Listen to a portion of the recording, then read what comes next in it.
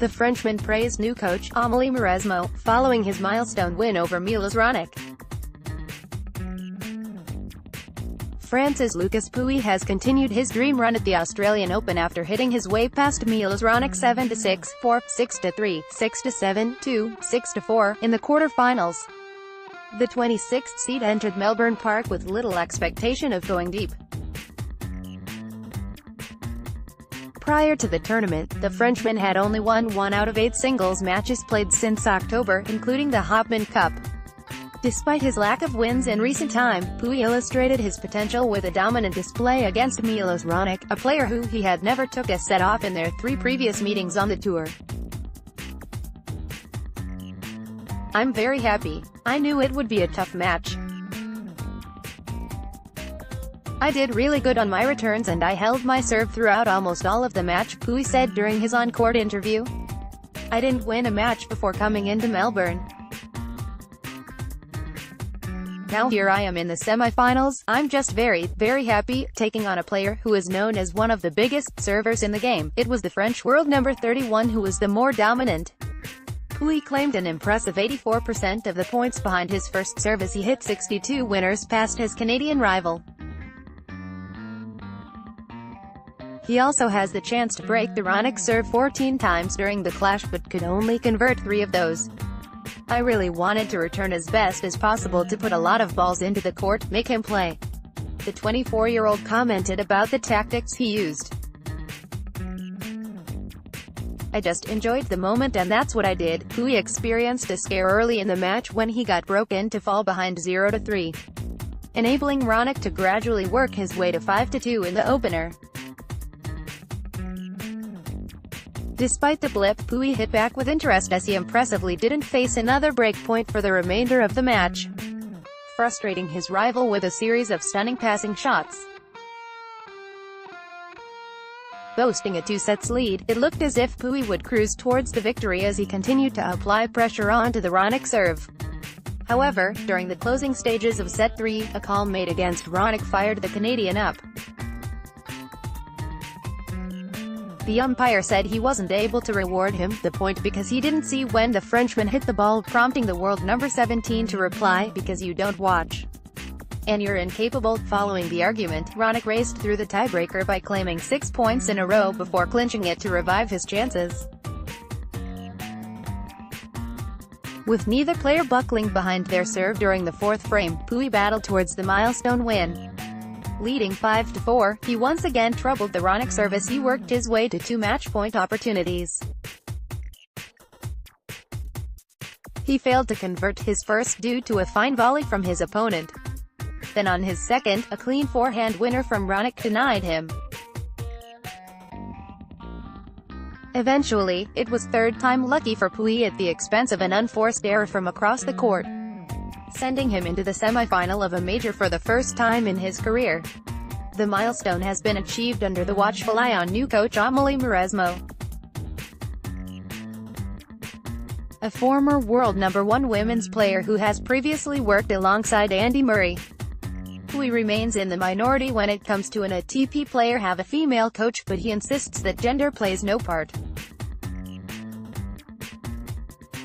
Mauresmo has the right state of mind. "She knows everything about tennis.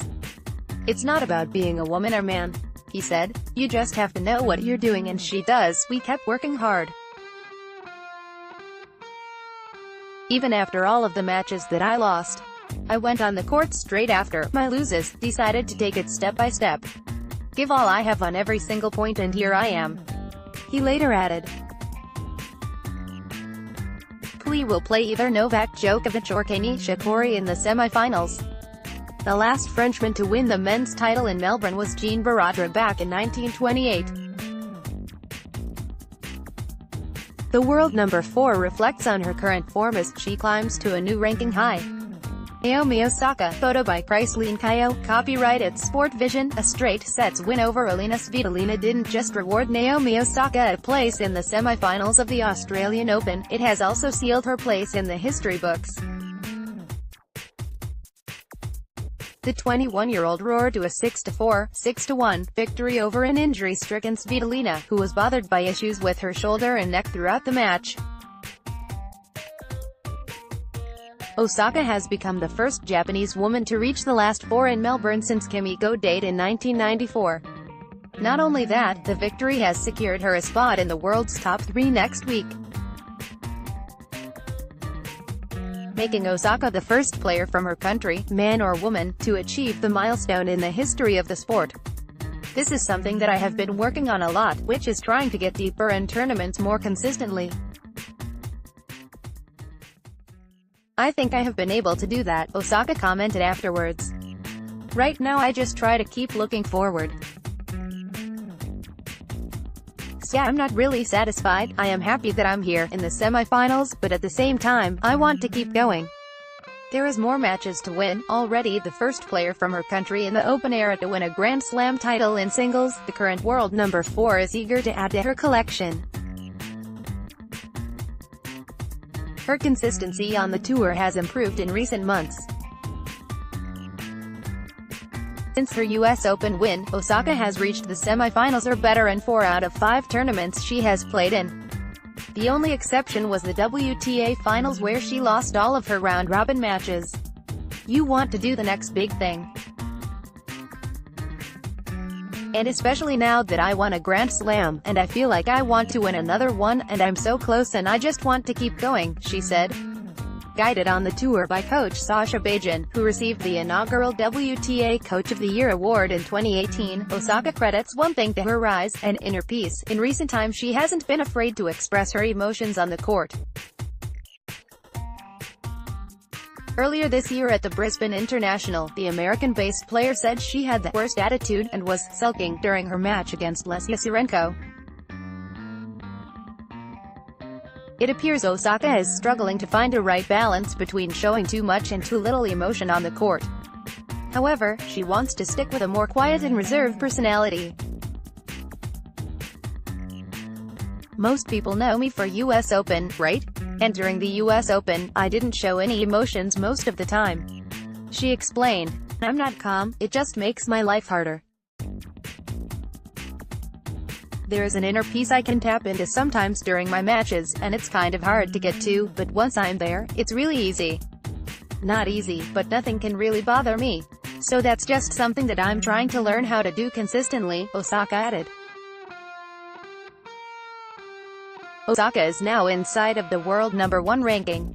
As it currently stands, she will claim the top position unless Petra Kvitova reaches the final or Karolina Pliskova wins the title.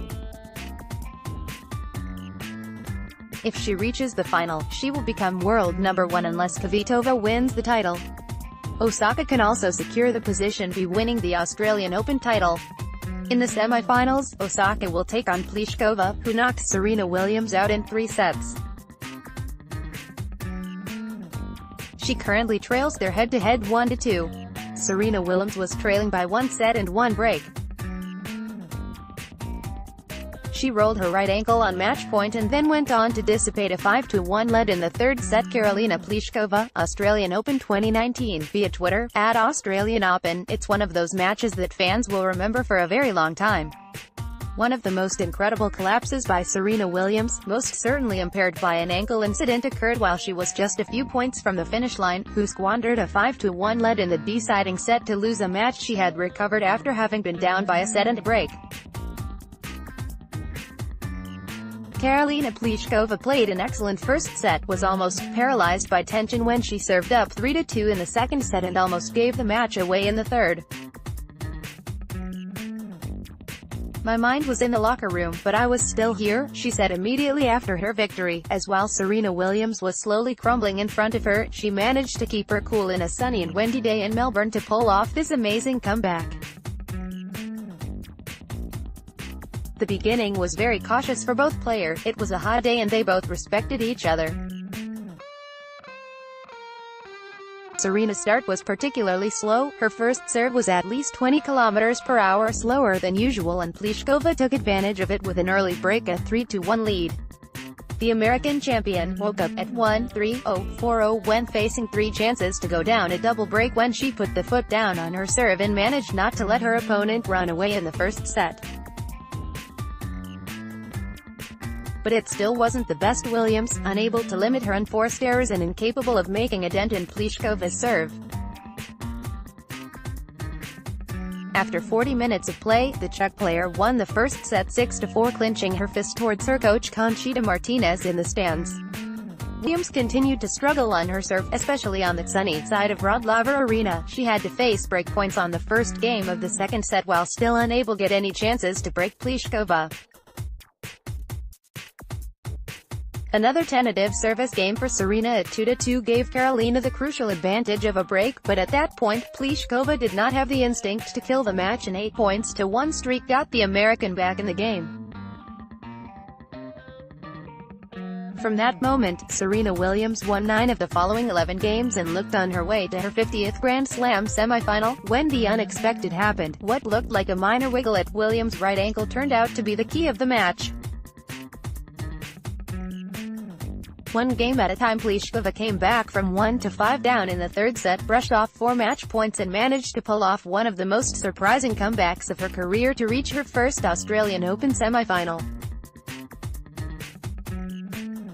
Karolina Pliskova on Thursday will face Naomi Osaka, who defeated Svitolina in 2 sets. The semi-final lineup will be complete after day 10 as we move a step closer to finding out who will win the opening Grand Slams of the 2019 season. Serena Williams, photo by Chrysaline Cayo, copyright at Sport Vision, by Matthew Merrill. 7-time champion Serena Williams and 6-time champion Novak Djokovic each have 3 players standing in their way of returning to the finals in Melbourne. The seeds in the top half of the women's draw have held to this stage, with the only exception being world number 1 Simona Halep. She was knocked out by Serena Williams on Monday night. On the men's top half, the seeds have held in Djokovic's section, but we have Milos Raonic and Lucas Pouille in place of Sasha Zverev and Dominic Thiem. Are we in for any upsets in Wednesday's semifinals? Let's take a closer look at each matchup. Karolina Pliskova, 7, vs. Serena Williams, 16. This is a rematch from last September's US Open quarterfinals, where Serena took out Pliskova in straight sets, that avenged a loss from 2 years prior at the same tournament, when Pliskova upset Serena in the US Open semifinals. Serena prevailed in their only other meeting, at Stanford in 2014. Serena's victory over Halep in a fierce battle was perhaps the best win since her comeback almost a year ago. This will be Serena's astounding 50th major quarterfinal. She is 36-13 in this round at the Slams, and 8-3 at the Australian Open. For Pliskova, it's her 7th major quarterfinal, and her 3rd straight in Melbourne. However, she's only 2-4 in previous Slam quarterfinals. Karolina is 9-0 this season, and is coming off an impressive win over 2-time major champion Garbiñe Muguruza, where she dropped just 4 games. With 2 great tennis minds in her coaching box, Renee Stubbs and Conchita Martinez, Pliskova has been consistently building momentum over the past 6 months. If she's on in this match, she's fully capable of defeating Serena. One criticism many had of Serena's performance on Monday was her slow movement when pulled side to side by Halep. The keys for Pliskova will be to stay inside the baseline, take time away from Serena, and to spread the court. I expect a prolonged 3-setter here, but I'm not betting against the will of Serena Williams. Novak Djokovic 1 vs.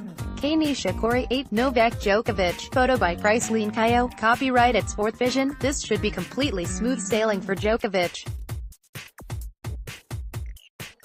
He's 15-2 lifetime against Nishikori, and hasn't lost since K's upset in the 2014 US Open semifinals.